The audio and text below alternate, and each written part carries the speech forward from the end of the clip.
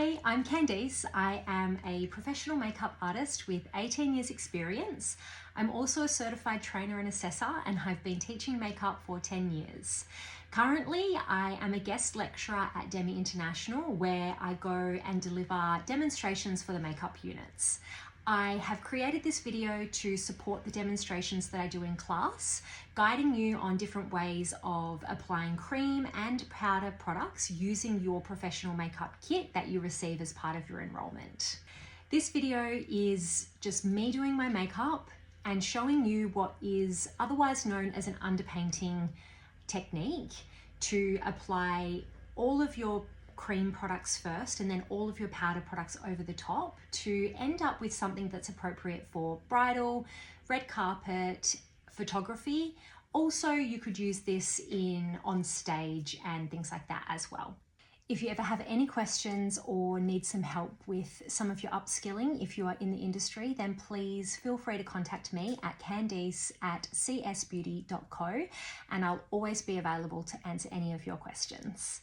Please enjoy the video, and I'm sorry if I look a little grumpy. I'm not like that in real life. First, we are using the Brush Mark Concealer to apply the eyeshadow primer. My favourite is the MAC Paint Pot because it has a pigment in it that will help conceal and colour correct, especially for discoloration on the eyelids like veins and dark circles. Eyeshadow primer is designed to set dry and fast, so use a very small amount, like half a grain of rice will do both eyes, and work quickly with it. You want a very thin layer covering the whole eye. If you are finding that you're feeling the resistance from the product behind your brush, you know that it's dry. If you keep working it, it will end up coming off the eyelid, so just work it quickly and then be done with it. You want to bring it all the way up to the eyebrows to line the underneath line of that eyebrow, as well as bringing it all the way down to the lash line and into the inner corners too. Using the crease brush, this is a nice and fluffy brush, so it will help you to easily blend and diffuse the product out. We don't want any harsh lines, so make sure you're tapping off the product and using a very, very soft touch to be able to just blend it and apply it really softly as you go. You're applying this to the crease of the eye, which is like right in the middle. It's above the mobile lid where the eye bone socket is and below the brow line. You want to make sure there's a clear line between the brow line and this color. So make sure you're not bringing it up too high and not into the brows at all. Depending on the person's eye shape, this product will be placed both below and above where the actual bone is. You're creating contour with this step. You'll be able to see naturally a darker line on most people where the crease already is. So that's what you're looking for, and then you're just accentuating it. You're finding a nice medium brown color for this step, something that is going to transition any other color between like dark to light. You want the middle range color, and most of the time it'll be a neutral brown. So now you're looking for the brush, the oval shader, something that's small for precision work, but it should still be fluffy to help with your blend. If the bristles are too dense, you won't be able to blend the product out, and it will end up having patches or strong lines that are really hard to blend out. So you're applying only on the mobile lid. You're concentrating the application of your darkest color on the outer third of the mobile lid. This should be as close to the lash line as you could possibly get, and it will meet the crease color that you just applied, but you don't want to overlap and bring it into the crease color. You want this to seamlessly blend together. If you're bringing it up too high, you're going to end up with a very intense smoky eye, and it's going to become overwhelming to look at. Keep building this color up, but just keeping it low until you get it to the depth that you want. Then you can just blend it out so that that crease and the color, they meet together and they seamlessly become one with each other. But you can see the depth of color is still remaining really nice and low. So I'm using the tissue to help guide me. This will prevent fallout. It's especially handy if you've already applied the foundation and concealer around the eyes, but what this will help you to do is to keep the eyeshadow on that upward angle that we want, and it also helps to place your no-go zone. So you know you're not bringing it too far out, because if you're doing that, you're going to end up giving your client like a droopy eye. I'm going to change up your look. This is where you'd be applying anything colorful or vibrant or really deep and dark. So if we wanted to create like a very blue vibrant eye, this is where we'd be applying a really vibrant blue color so that we can see it when the eye moves around, but it's not giving us that 80s smoky blue eye. You want to avoid shimmer on this outward area. You especially want to avoid shimmer in the crease of the eye. So it's the next step that you'll be applying shimmer to create contrast, but just make sure you're not getting that over this outer corner at all. You want to keep changing out your blending brush, your crease brush, not applying more color, but just blending the two colors together. We don't want to see a clear stop and start where the dark color stops, there's a harsh line, and then it becomes the transition color. You want it to transition really nicely or diffuse really well in together. So swapping between the two brushes to complete this work and get it to a stage that you're really happy with it. You want to keep that dark color on the outer of the eye. Avoid bringing it too far into the middle because you're going to close the person's eye in. An exception to this would be if your client has really round eyes and wants a deep, dark, smoky look. That's when you could bring that color over to the inner of the eye. So this is the eyeliner, and rather than using an eye pencil or a gel liner, change your brush and use an eyeshadow. It will make your job much easier. It's easier to clean up any mistakes, plus it's not as important if you don't get it perfect, as it will be less obvious. In the event you are going to use a gel or a liquid liner, I still recommend to map out the area with eyeshadow first, as you can fix it up until you get it right. Then you're essentially just tracing over it with your more difficult to use products. Using the angle of the brush to follow that lash line, you do not want a gap between the lashes and the liner, so start on the outer corner working inwards. Rest your brush down on your lashes as an anchor, and then you're pushing it into the skin on the eye line. That means you're not going to get a gap between where the lashes and the skin is. It's not a good look. You want to keep it really, really, really thin. So you're connecting the dots. Instead of trying to create one big long line, you're sort of connecting the dots as you go along, just to keep it thin and keep it really, really close to that lash line. So this will be our shimmer inner. This is starting in the middle of the mobile lid. I've chosen a dense brush. It's still fluffy, but you want something that's going to pick up those shimmery, glittery particles really well.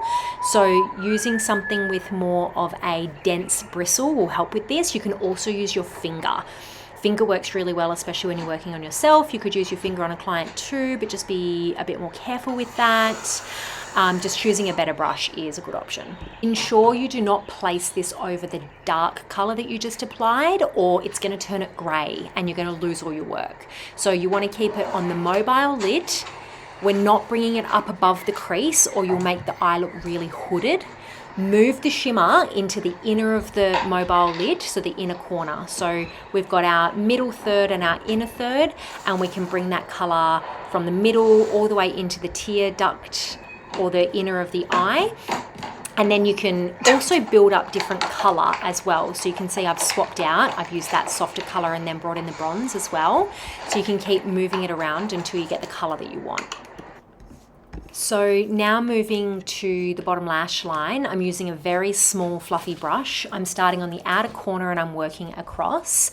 Most people, you'll keep this to the outer third, or the out, like just a middle toward the middle of the bottom lash line. I'm coming all the way over. For me, I've got a bit more of an almond eye and I can carry that. But if your client's got very, very small eyes, just concentrate this only on the outer third of that bottom lash line.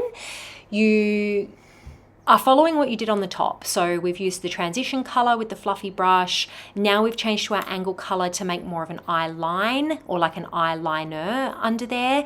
And then you can also bring the shimmer. So you could bring the shimmer on the inner corner on the bottom lash line as well, and it will actually match what you've done above, and it creates a nice frame for the entire eye.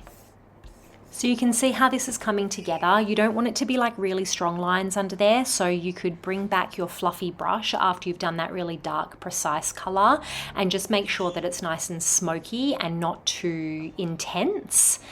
Just giving my brows a really good brush. This is a good time to just brush out anything that might be sitting in the brows just to clean them up. It'll help to clean up your eye makeup look as well. So the mascara, you want to get your brush right down to the bottom of that lash line and focus on drawing those lashes in an upwards motion. So you want to really lift the lashes so that as the mascara is drying, it's drying in the lifted position that you want the lashes to end up being in. Focus on layering that product so that you could get fullness to the brow, but don't layer it too much. If you can feel a resistance behind your brush, this means the mascara is drying and you want to stop layering it or it's going to become flaky and clumpy.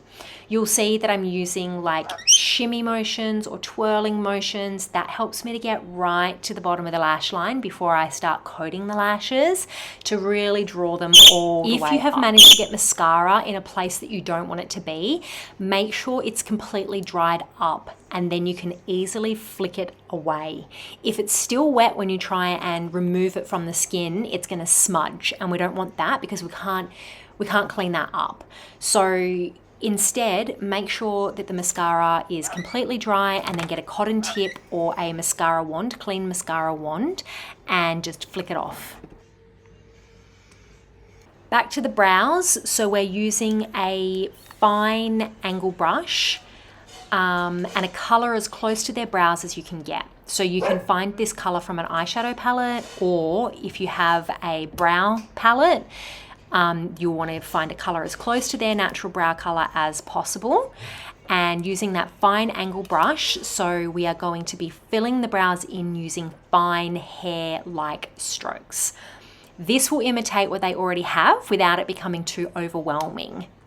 There are plenty of brow products on the market. There are lots of different formulas to choose from, but oftentimes it's your best bet just to find a powder from a palette that you already have, like an eyeshadow palette. And I do find in the beginning stages, using powders is much more easy to master. It's also good just to have a clean mascara wand handy and just brush the product off the skin to make less intense lines.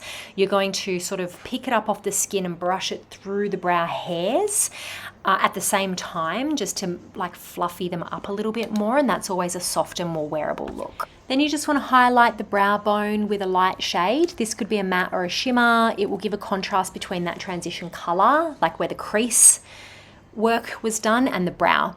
You can use this step to really clean up your work that you've done both in the eyeshadow and in the brows, and just make sure there's a really nice defined line. So the whole purpose of applying the eyes first is to make sure that we can clean up our work and make sure that when we put our foundation on and the concealer around our eyes is that it applies really, really crisp and clean.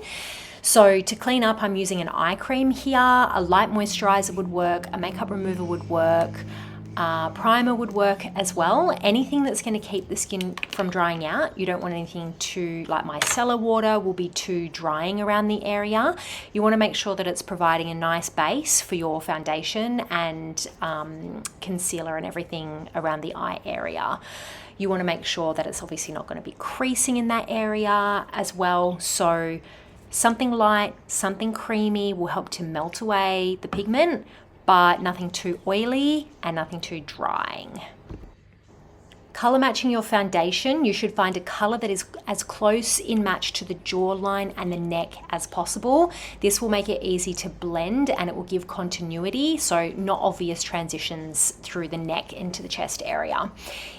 If it's too fair for the rest of the face, You can warm it up later using contour, bronzer and blush.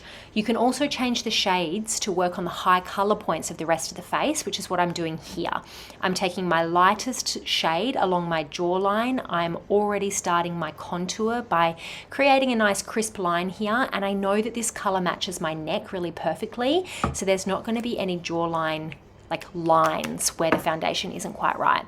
And then through the center of my face, I'm actually switching to a darker color, just a shade darker, shade or two, just to match, because I actually do have higher color points of my face in that area.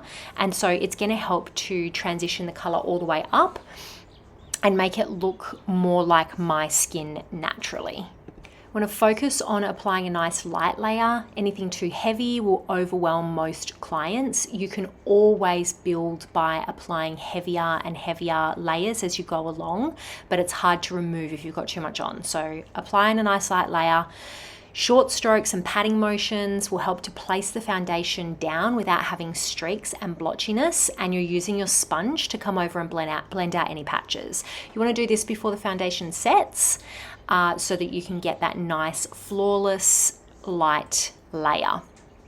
Build it up in any areas that need that extra coverage, especially around the cheeks, underneath the eyes, around the nose, forehead, chin, etc. Anywhere that there are extra blood vessels, any breakouts, any pigmentation, build the color up in those areas only, rather than applying 3, 4, 5 layers over the entire face, and then it ends up looking like a really, really heavy makeup application.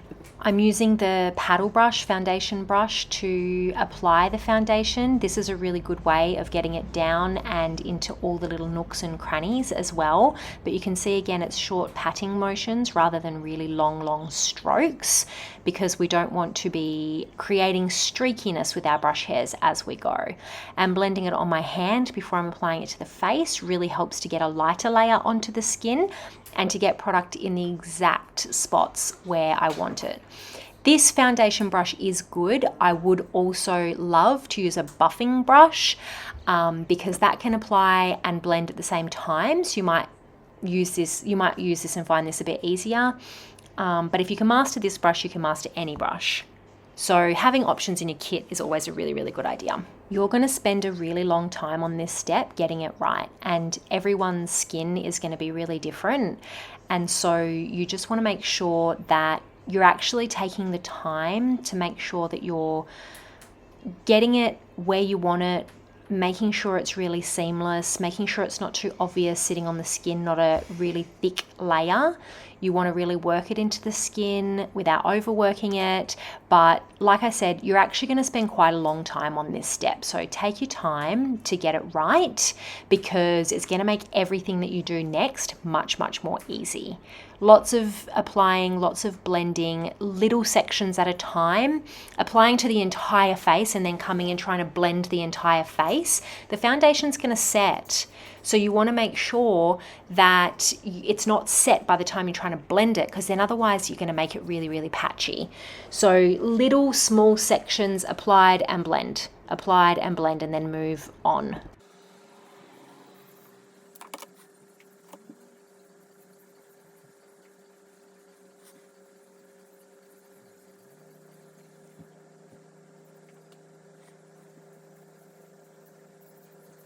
So now we're moving into contouring. We're going to find the cheekbone by lining up a tissue from the corner of the mouth to the top of the ear. This will help you get the correct position for any person's face.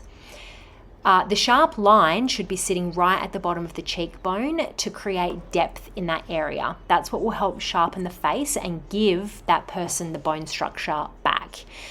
We're using a cream bronzer or contour color first. This will give you the most natural looking layer, which is appropriate for daytime wear, soft glam, bridal, mature skin.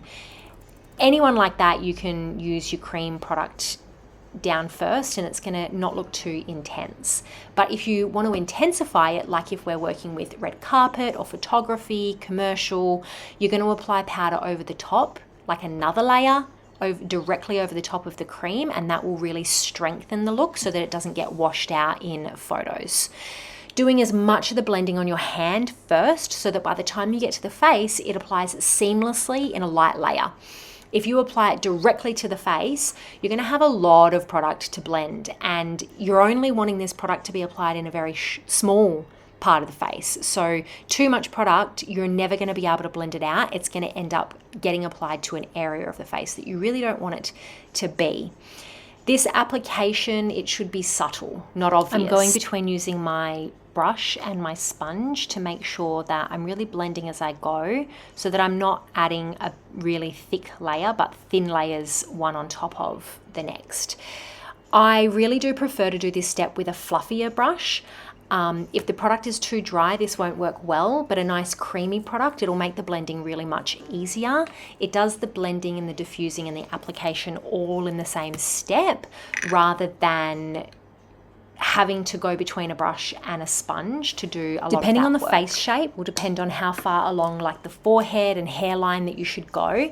You were just trying to give dimension and close down the area a little. So a bigger forehead, a more square shaped face, you're going to bring it down further so that you're just creating more of an oval shape and less intensity into the forehead area. Refer to your theory notes for face shapes and where to apply the contour on the hairline. You will also want to refer to your theory notes for contouring the nose. Mostly just including a little dimension down the sides of the nose is enough, so that when they get photos, the nose looks a little bit thinner and not so one color. But you would only need to worry about this for photography. Brides that are really worried about their photos will want it done. Red carpet, definitely, you're going to want to contour the nose, but not need to worry about it with day makeup or mature skin, that type of thing.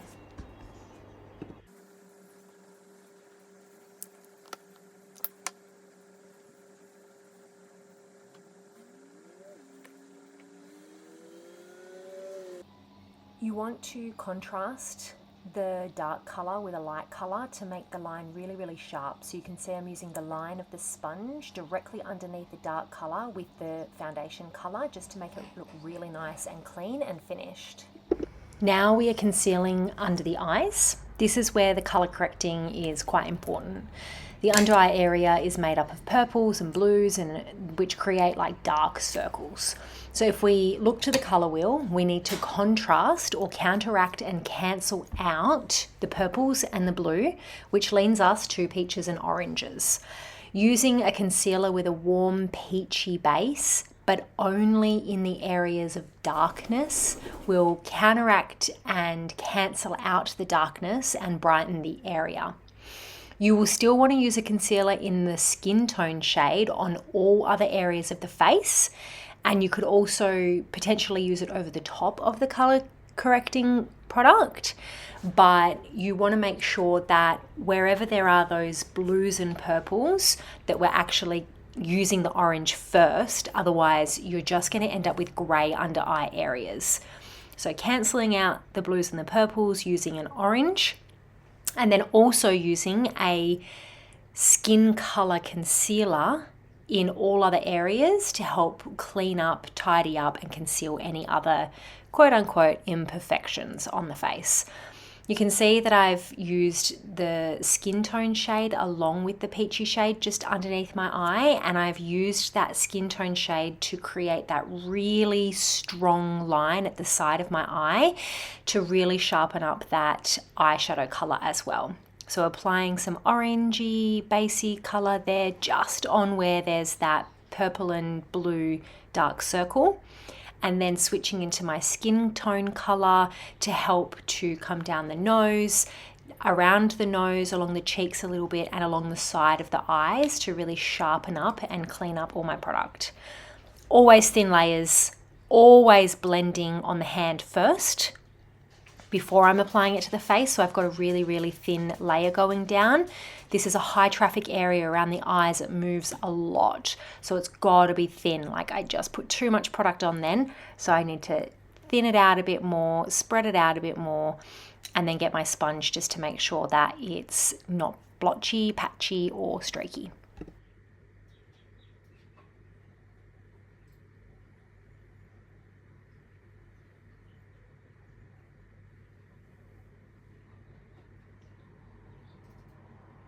Also using the concealer to create any other cleanup or strong lines, like around the brows, sharpen up that brow work down the base of the nose, just to sharpen up that contour a little bit.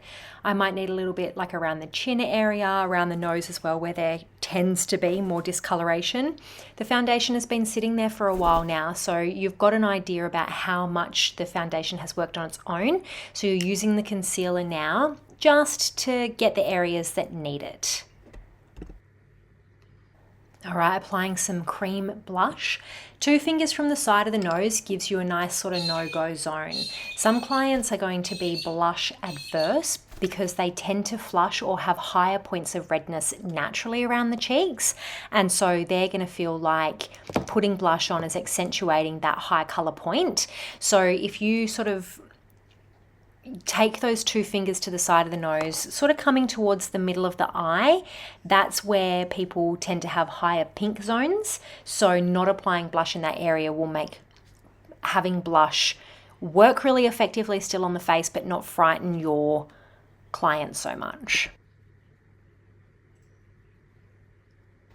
You can see I start to go between the different brushes because I wasn't getting the transfer that I really wanted, and so this can happen. Sometimes the effect that you're after isn't working, and actually just changing the brush is what can be really helpful to be able to land in a place that you want. You often end up working blush for a lot longer than you think that you should be because you want to get that colour really seamless. You really don't want to be able to see where it stops and starts. Be careful not to overblend it into the bronzer too much, like they become one with each other if you overblend it. So you've got to be careful with placement. And this is where getting the brush right is really important, but also ensuring that you can't see lines where the blush stops and starts. That's a really important part of getting the blush right. Applying powder, using a translucent powder to layer up over the top of your cream products is always the better idea. If we're using something with too strong of a pigment, it will start to change all of our work, and it can be a much harder process to match a powder foundation color and get it be right. So we're applying this translucent powder using a powder puff or a disposable sponge. You can use a brush, but it won't get the same finished result with that nice, fine, even film. So this, by picking up with your little sponge and popping it into your hand, you're getting rid of all that excess powder, but also creating a thin, even veil on the powder puff before you've applied it to your face or the face. And so you're going to end up with a much nicer finish that won't crease and crack on the skin. Just make sure the cream products are nicely blended and any creases that may have formed are ironed out before you apply the powder. Anywhere the areas of the skin move a lot, so like under your eyes, if the client is really concerned about lines, powder is going to make the lines look extra deep. So you don't want to apply powder here or the product will kind of crack. And then the lines will be more accentuated. So if your client doesn't have concerns like this, then you can go ahead and apply right under the eyes with no problems, but just avoid any areas where the client is telling you they're worried about the lines being accentuated, because the powder will inevitably do that. Even a thin layer of it will actually end up cracking. So you want to avoid that area.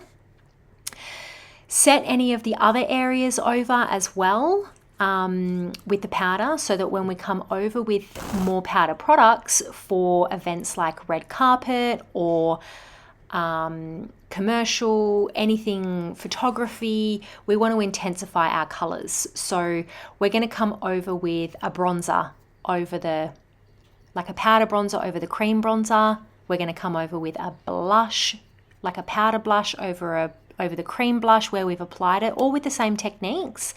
We just want to make sure that we've applied a little bit of powder down first so that it goes on blended. Because if we don't powder down, the powder bronzer, for example, will grip to the cream bronzer and it will be really hard to blend out. Putting a soft layer of translucent powder in between the two will mean that as we put it on, it blends out nicely. It won't get so grippy.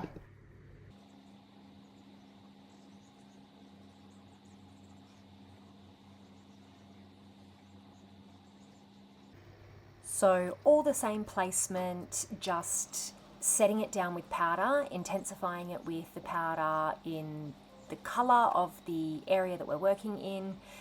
This is basically underpainting. This is the second step of it. It's the overpainting part of it. And this is when we intensify for photography, for stage, for runway, commercial, etc., etc. This is not appropriate for daytime wear.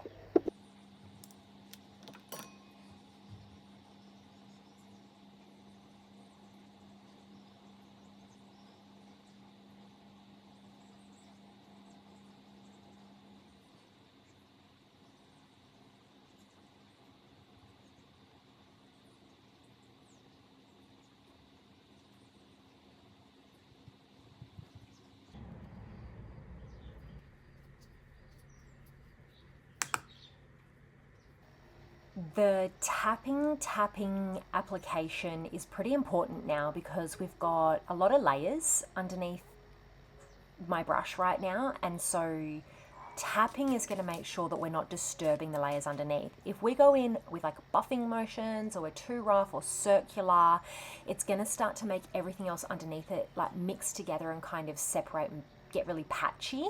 So you can see very soft tapping motions, really important at this point in time.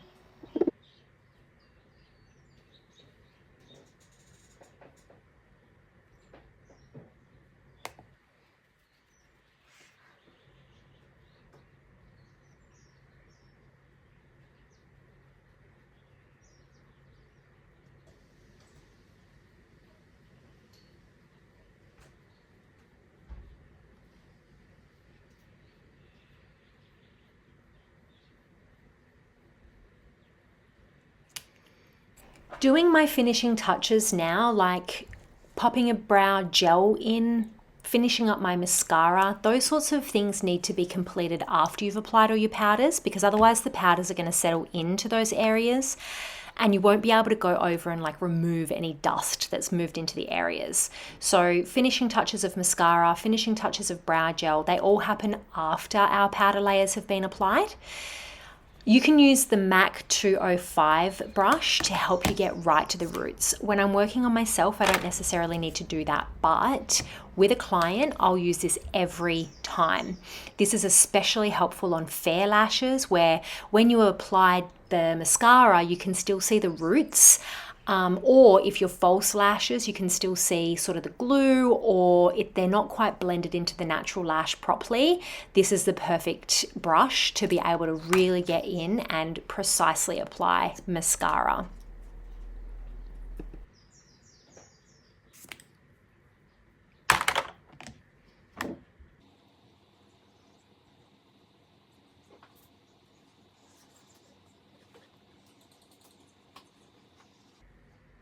Applying a bold lip to a client. So we want to start by lining the lips with a lip liner, really accentuate that Cupid's bow to begin with to create a cross, like X marks the spot. Just gives us little guidelines. So I've accentuated the Cupid's bow and directly underneath it lined the middle of that lip. So I know what I'm working toward to give a nice pout, and also following the highest points of the lip.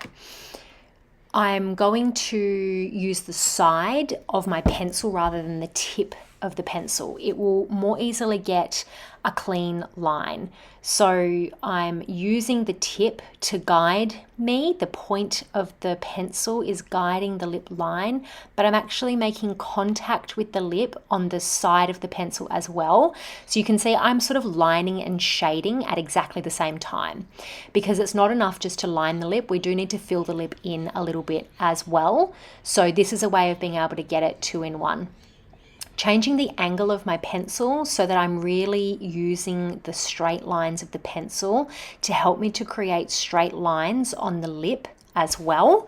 This is going to really make my job a lot easier, especially because when you're working on somebody else, you can't feel from both angles. So when I'm working on myself, I can feel with my hand and I can feel with the pencil, but I can also feel the line of the lip on my lip. That helps me to create the line. But when I'm working on somebody else, that's a really difficult thing to do because you can't feel on the lip as well. So you've got to really try and guide yourself with the pencil on the lip line. I'm swapping into my lip sponge now just to blend in that lip pencil and shade in the lip a bit further. We don't want really thick lip liner application, so I'm sort of diffusing the product out so that when I come to use my lipstick, it's not all lumpy, because otherwise the pigment will be too strong in some areas and not strong enough in others. So I'm really filling in the lip, leaving that very, very, very middle part of the lip without lip liner. You can see right there, because I'm going to use my lipstick to create that ombre sort of a application, which gives pout. You want to follow the line of her natural lip. So you can see the difference between where the lip is lip skin, and then there's a line, and then there's face skin. You don't want to be bringing it onto the face skin at all, unless she specifically wants an overlined lip. So then you're going to line the natural line first, and then take it further on the outside of her natural line, but just very carefully, and only just. Too overlined of a lip looks really obvious, and it's not a good finished look. If she has uneven lips, then the first line where her natural line is, draw that in, and then just take note of what needs to be evened up. Very carefully move the line of the lip out, but only where it needs to be, and just use very thin feather line strokes. This will prevent slipping and having an accident and getting it where you don't want it to be. Now we're using the concealer brush to clean up around the edges. You are inevitably going to get the lipstick or the lip liner in a spot that you don't want it to be, and so we're going to need to clean up from the other side. So I'm using either concealer or foundation, but obviously you want it to be as close to the color of the skin as possible. The foundation's a good option, but the concealer dries down more dry. So you just have to choose depending on the client, depending on the skin, and just creating a nice line on the other side of the lip liner so that I've got straight lines and no smudging. It will also help with like the lip bleeding as well. So you can also now come and powder down that area after you've applied, just to obviously set everything into place. You don't have to do that step, but it's a nice way of getting longevity as well. So we're at the end. All of the finishing touches need to be finalized. Make sure everything's really perfect. As you're going through, you're going to continually blend and just make sure your lines are nice and soft and just everything's brought together. You'll see that I have really gone backwards and forwards in order of what I've needed on the day and in the moment. And that is going to be true to every person that you ever work on. The order in which you apply is going to be different depending on the person, the look, their skin, what's going on the day. You'll go back and forth. So just make sure you keep revisiting everything to make sure everything's looking really good along the way. This particular style of application is more of that underpainting technique, where we've taken all of our cream products and then we've done exactly the same application with powder over the top. But you can see where you don't need everything every time, depending on what the event is, depending on what they want their makeup for. Stronger lines and stronger pigment needs to be applied for red carpet and photography. Stronger will be necessary for brides as well, but for some brides it'll be less about the photos and more about what they look like on the day, and they'll want more of a soft, natural glam. So adjust accordingly depending on the brief, the client consultation, and what the client is really looking for.